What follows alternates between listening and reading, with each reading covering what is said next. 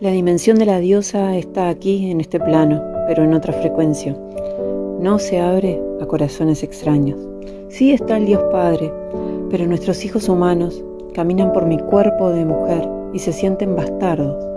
Caminan mi cuerpo, pero no me ven, no me sienten en sus pies. Maestros que caminan en tierra lograban ser una antena directa con el más profundo. No me escuchan en sus lamentos, soy ajena, y andan como almas en pena, pisando un infierno que podría ser paraíso.